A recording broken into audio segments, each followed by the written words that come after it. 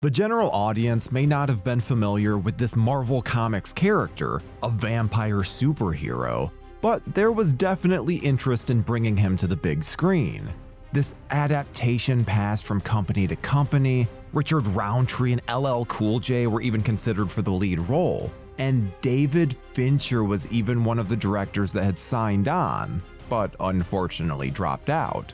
But when it all came together in the right way at the right time, it helped usher in a golden age of Marvel film adaptations. And how could a lesser-known character have such a successful film? Well, let's dig into it as we find out what the fuck happened to Blade. Motherfucker, are you out of your damn mind? Created by writer Marv Wolfman and penciler Gene Colan, Blade debuted in the comic book The Tomb of Dracula in 1973, becoming one of the rare black superheroes at the time. His origin was pretty simple. A vampire bit his mother while she was in labor, leaving him immune to vampire bites, but still able to walk around in the daylight. He dedicated his life to wiping out vampires, a goal that took him on several adventures through the run of The Tomb of Dracula. He also got solo stories in the books Vampire Tales and Marvel Preview, and fought Morbius the Living Vampire in Adventure into Fear. Then Blade faded into the background for quite a while, but he would eventually come back in a big way in the early 90s, when he was made part of the Midnight Suns team of supernatural heroes, allowing him to fight alongside popular characters like Ghost Rider, Doctor Strange, and again Morbius, amongst many others. The idea of making a Blade movie first came up in the mid-80s, when Marv Wolfman took a meeting with the low-budget production company New World Pictures. Asked which Marvel Comics character could carry a film with a New World price tag, Wolfman suggested Blade. A screenplay was then written by Lee Goldberg and William Rabkin, whose shared credits included Spencer for Hire and Baywatch. Shaft himself, Richard Roundtree, was the top choice to play Blade at the time, but the project just didn't move forward for unknown reasons. A few years later, the Batman movie was a massive hit for Warner Brothers, and New Line Cinema took note, picking up comic book adaptation rights in the 90s for titles such as The Mask, Spawn, and Blade. Future Dark Knight screenwriter David S. Goyer was getting his career rolling at the time, writing Full Moon and martial arts movies. He had been hired to write Marvel Comics adaptations, but they kept falling apart. Ghost Rider, Doctor Strange, Venom, but those characters wouldn't get their own movies until many years later. When Goyer found out that New Line had the Blade rights, he went in with a pitch. The studio was planning to make it a comedy with a budget ranging from $6 to $8 million, and LL Cool J was considered for the lead role. Taking the character and concept deadly serious, Goyer laid out his vision for a trilogy, and his ideas inspired New Line to boost the budget to $45 million, a massive jump. Elsewhere, Wesley Snipes had recently secured the rights to make a movie based on the Marvel character Black Panther. He took the project to Columbia Pictures, and the Road Warrior co-writer Terry Hayes worked on the script. But Snipes just couldn't find a director that fit the material. He also felt that the technology just wasn't there to properly bring the advanced society of Wakanda to the screen, so he set the idea aside. When the Blade offer came to him, he read the first draft of Goyer's script and signed on to star in the film. He had told The Hollywood Reporter decades later it was a natural progression and a readjustment. Black Panther and Blade both had nobility, they were both fighters. So I had thought, hey, we can't do the King of Wakanda and the Vibranium and the Hidden Kingdom in Africa. Let's do a black vampire. The film would allow him to play a cool character who did martial arts and wore leather, so he was into it. As Goyer described the Blade character to Fangoria, he's filled with self-loathing. He basically operates only on hate, both for the people who made him what he is and for himself. He uses that anger to motivate himself. He's not human, but he's not a vampire. He's caught between these two worlds. New Line considered several directors for the film, possibly even Sam Raimi, who you might have heard went on to direct other superhero movies. Tales from the Crypt Demon Knight director Ernest Dickerson was set to helm the feature, but then he dropped out, so New Line gave the job to their Seven director David Fincher. Goyer worked with him to develop a new draft. Fincher laid out 40 to 50 books of photography and art with post-it notes inside of them and said, "This is the movie." He was very prepared and took the team on a 2-hour tour around the table of the aesthetics of the film. It was a fully fleshed out visual pitch, completely unheard of from such a new director. But although Fincher had the whole movie envisioned, he didn't stick with it. Still, some of his notes did make it to the big screen.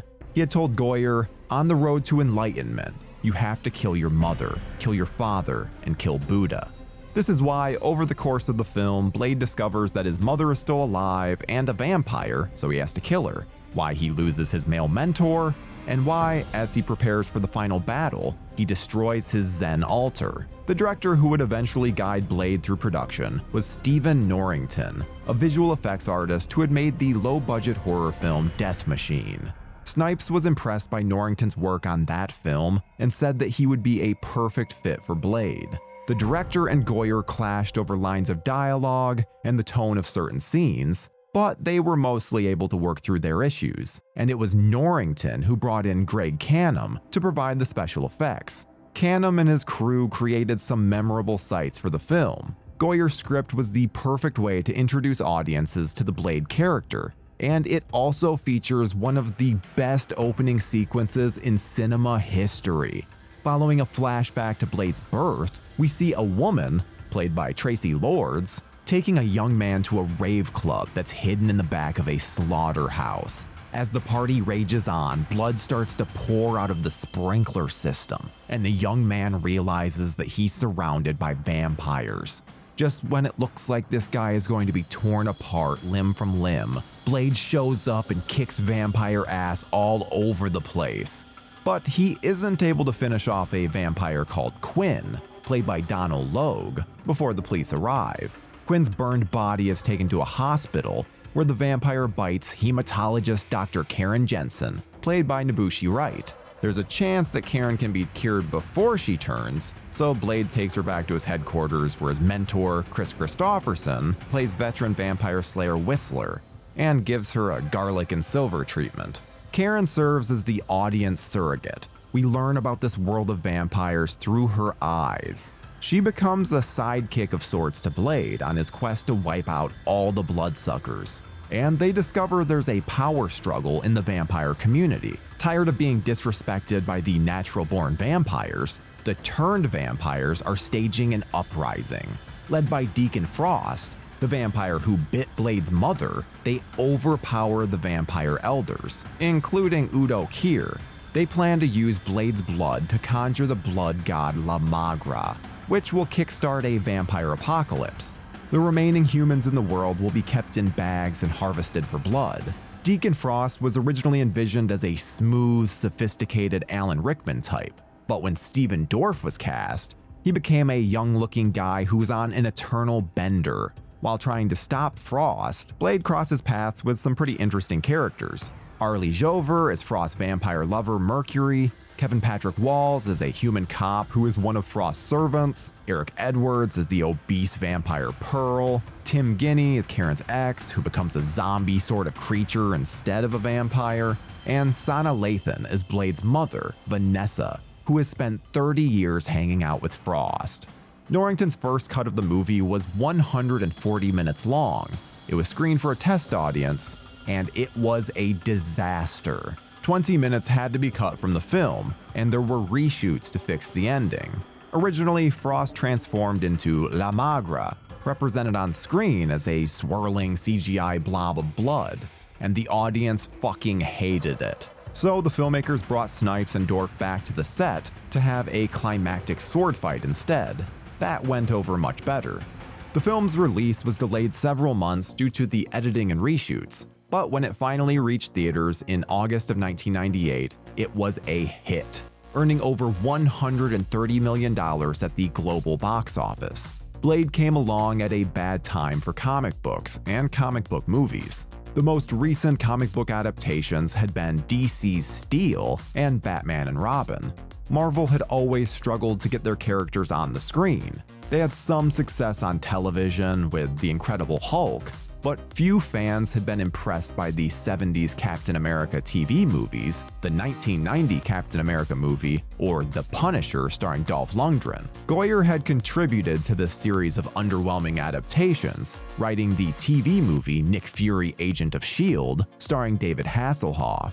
Marvel Comics had even filed for bankruptcy in 1996. But Blade reminded studios and moviegoers that comic book movies could be really cool when handled correctly. The film paved the way for a new era of comic book adaptations, particularly Marvel comic book movies.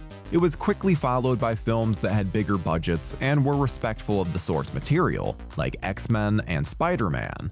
Within a decade of the film's release, Marvel Comics had launched Marvel Studios so they could make some of these adaptations on their own, and the Marvel Cinematic Universe was born.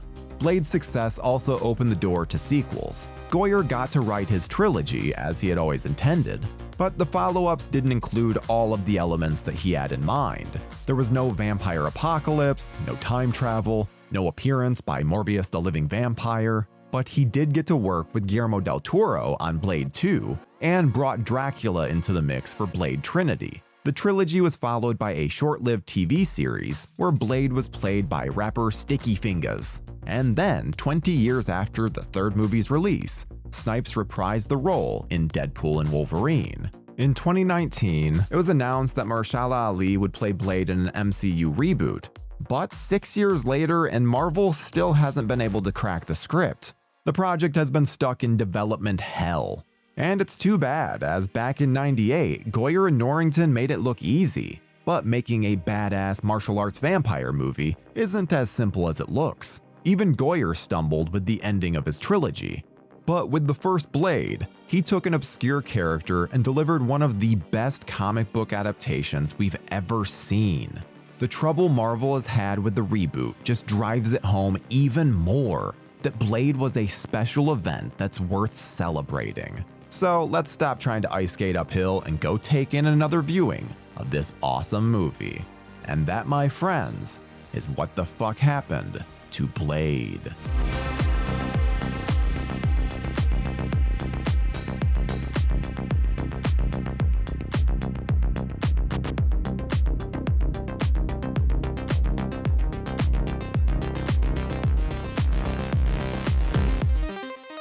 Thank you for clicking on our video, everybody. If you like what you saw here, please make sure you like the video and subscribe and share with your friends who like this sort of content. JoBlo was created by movie fans for movie fans, and we appreciate your support.